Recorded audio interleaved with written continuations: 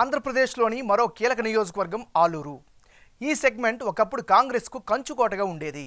2009 వరకు ఆలూరులో హస్తం పార్టీదే హవా. ఏ అభ్యర్థిని నిలబెట్టినా సరే గెలుపు కాంగ్రెస్దే అన్నట్లుగా అక్కడి ఓటర్ తీర్పు ఇచ్చేవారు. అందుకే ఈ సెగ్మెంట్లో కాంగ్రెస్ గతంలో 9 సార్లు విజయం సాధించింది. మరోవైపు ఈ సెగ్మెంట్లో కోట్ల సుజాతమ్మకు కూడా స్ట్రాంగ్ పొలిటికల్ బ్యాక్గ్రౌండ్ ఉంది. ఆమె మామ కోట్ల విజయభాస్కర్ రెడ్డి 2 సార్లు ఉమ్మడి ఆంధ్రప్రదేశ్కు ముఖ్యమంత్రిగా పనిచేశారు. అలాగే సుజాతమ్మ భర్త కోట్ల సూర్యప్రకాష్ రెడ్డి 3 సార్లు ఎంపీగా పనిచేశారు. గతంలో మన్మోహన్ హయాంలో రైల్వే శాఖ సహాయ మంత్రిగాను పనిచేశారు. అయితే ఈ పెద్ద నేతలను ఢీకొట్టేందుకు వైసీపీ భారీ వ్యూహాలతోనే పనిచేస్తోంది. ఆలూరు సెగ్మెంట్లో 26% ఉన్న బలమైన బోయ కమ్యూనిటీకి చెందిన నాయకులనే పోటీకి దింపుతోంది. గతంలో 2 సార్లు గెలిచిన జైరాం, అలాగే ఇప్పుడు సెగ్మెంట్ వైసీపీ ఇన్ఛార్జిగా నియమితులైన బూసిని విరూపాక్షి కూడా బోయ కమ్యూనిటీకి చెందినవారే. జైరాంపై సెగ్మెంట్లో వచ్చిన ఆరోపణలు, పార్టీ చేసిన సర్వేల్లో గ్రాఫ్ తగ్గింది అన్న కారణాలతో ఆయన్ని తప్పించి విరూపాక్షికి ఇన్ఛార్జి బాధ్యతలను జగన్ కట్టబెట్టారు అని టాక్ వినిపిస్తోంది. మరి మారిన పరిస్థితుల నేపథ్యంలో ఆలూరు నియోజకవర్గం ఓటర్ నాడి ఎలా ఉందో తెలుసుకునే ముందు 2019 అసెంబ్లీ ఫలితాలను ఒకసారి చూద్దాం. 2019 అసెంబ్లీ ఎన్నికల్లో వైసీపీ అభ్యర్థి గుమ్మనూరు జైరాం 57% ఓట్లు రాబట్టి గెలిచారు. రాష్ట్ర వ్యాప్తంగా జగన్ వేవ్, వైసీపీ హవా రెండోసారి ఈయన గెలుపుకు దోహదం చేశాయి. అదే సమయంలో టీడీపీ నుంచి పోటీ చేసిన కోట్ల సుజాతమ్మకు 36% ఓట్లు వచ్చాయి. ఇక జనసేన నుంచి పోటీ చేసిన వెంకటప్ప 2% ఓట్లు రాబట్టగలిగారు. మరి ఈసారి ఎన్నికల్లో ఆలూరు సెగ్మెంట్లో రాజకీయం ఎలా ఉండబోతోందో big TV exclusive detailed election సర్వేలో వెల్లడైనటువంటి అభిప్రాయాలను ఇప్పుడు పరిశీలిద్దాం. వైఎస్ఆర్ కాంగ్రెస్ పార్టీకి చెందినటువంటి నాయకుడు బూసిని విరూపాక్షి. మరి బూసిని విరూపాక్షికి రానున్న ఎన్నికల్లో అనుకూలమైనటువంటి అంశాలేంటి పరిశీలిస్తే, నియోజకవర్గంలో విరూపాక్షికి క్లీన్ ఇమేజ్ అయితే స్పష్టంగా కనిపిస్తోంది. ఇక వ్యతిరేకతను అధిగమిస్తారు అనేటటువంటి అంచనాలు కూడా నియోజకవర్గంలో ఈయన పట్ల కనిపిస్తున్నాయి. జెడ్పీటీసీగా ఉన్నప్పుడు సొంత నిధులతో అభివృద్ధి పనులు చేశారు, అది ప్రజల్లో బలంగా కనిపిస్తున్నాయి. ఇక బోయ కమ్యూనిటీ విషయానికి వస్తే వాళ్ళందరూ ఓట్లు కూడా గంపగత్తుగా ఈయనకే వస్తాయనేటటువంటి అంచనాలు కనిపిస్తున్నాయి. ఆలూరు నియోజకవర్గంలో వైసీపీ కేడర్ సపోర్టు విరూపాక్షికి పూర్తి స్థాయిలో కనిపిస్తోంది. మరోవైపు నియోజకవర్గంలో చాలా విస్తృతంగా ఆయన ప్రచారాలను కొనసాగిస్తున్నారు. ఇవన్నీ కూడా బూసిని విరూపాక్షికి అనుకూలమైనటువంటి అంశాలు. మరి ఈయనకుండే మైనస్ పాయింట్స్ ఏంటి పరిశీలిస్తే, నియోజకవర్గంలో గ్రామాల్లో తాగునీటి సమస్య చాలా విపరీతంగా ఉంది. ఇది ప్రధానమైనటువంటి మైనస్గా కనిపిస్తుంది. సాగునీరు కూడా లేక రైతులు చాలా ఇబ్బందులు పడుతున్నారు. ఈ వర్గం నుంచి ఇదొక వ్యతిరేకత వచ్చే ఛాన్సెస్ ఉన్నాయి. ఇక నత్తనడకన వేదావతి రిజర్వాయర్ పనులు కొనసాగుతున్నాయి.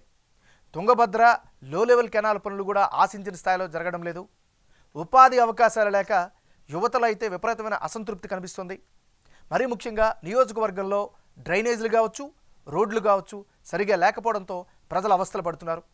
మరీ ముఖ్యంగా ప్రభుత్వ ఆసుపత్రుల్లో అయితే సరైనటువంటి సౌకర్యాలు లేవు. కొత్తగా పింఛన్ల కోసం దరఖాస్తు చేసుకున్న వారికి 2 ఏళ్లుగా రాకపోవడం కూడా ప్రధానమైన మైనస్గా చెప్పుకోవచ్చు. ఇది దీనికి సంబంధించినటువంటి ప్లస్లు, మైనస్లు.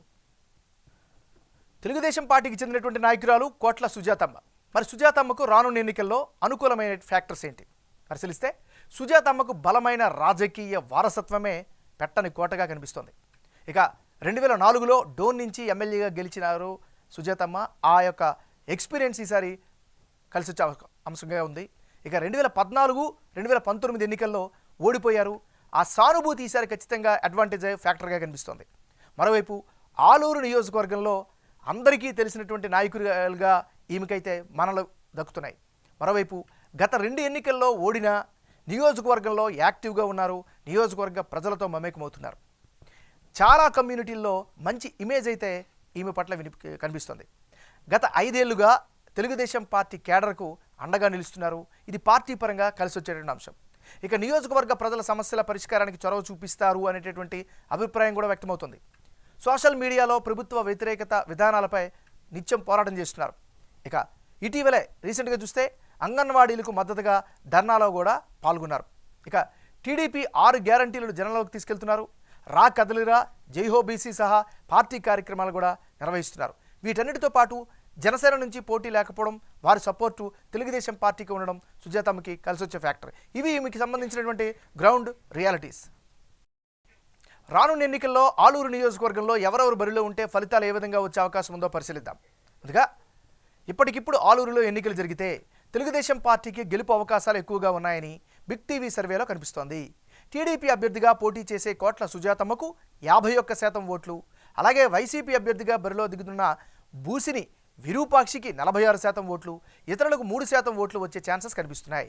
ప్రభుత్వ వ్యతిరేకత, గత 2 ఎన్నికల్లో కోట్ల సుజాతమ్మ ఓడిపోవడం, కోట్ల కుటుంబానికి ఉన్న ఇమేజ్, కోట్ల సుజాతమ్మకు వ్యక్తిగతంగా జనంలో ఉన్న మంచి పేరు, 2009 నుంచి ఇక్కడ టీడీపీ గెలవకపోవడం, ఇవన్నీ గెలుపు అవకాశాలను పెంచుతున్నట్లు సర్వే ద్వారా తెలుస్తోంది. వచ్చేది టీడీపీ ప్రభుత్వమే అనే చర్చ జనంలో జరుగుతుండడంతో గెలిచే పార్టీ అభ్యర్థినే గెలిపించుకోవాలి అనేటటువంటి ఆలోచనతో ఆలూరు సెగ్మెంట్ జనం మూడు కనిపిస్తోంది.